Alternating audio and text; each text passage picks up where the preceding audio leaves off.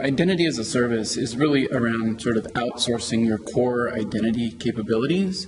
That might be registration, authentication, account management, account deletion, those kinds of services. So as more and more capabilities and relying parties move their infrastructure into the cloud, right, it's, do I really want to spend a lot of time as the developer of some new service oriented toward consumers worrying about identity capabilities, or can I outsource that? Effectively, it's outsourcing my identity problem to somebody else who's specializing in that.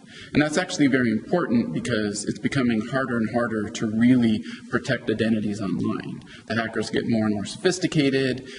The amount of infrastructure you have to really protect users grows. So if I can outsource that, then I'm alleviating myself of a lot of work.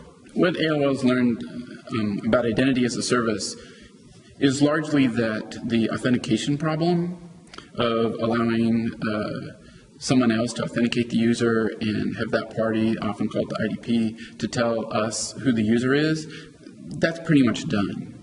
But what isn't done, or what isn't yet completed, are industry best practices around how to help the user if their identity provider is down. Or normally, in some cases, right, a boss would just tell his secretary or his AA, you know, here's the password to my account, log in and do stuff for me. Well, in a federated identity world, there isn't a password to tell her. He has to tell her his password for his federated identity, and maybe that's more than he's willing to give up. So there's a bunch of use cases that haven't really been solved from an industry best standards perspective, and that I think is really where the industry needs to grow. And so I think that from an NSTIC perspective, they can help by really fostering trust frameworks that are oriented toward consumer-based applications like AOL produces.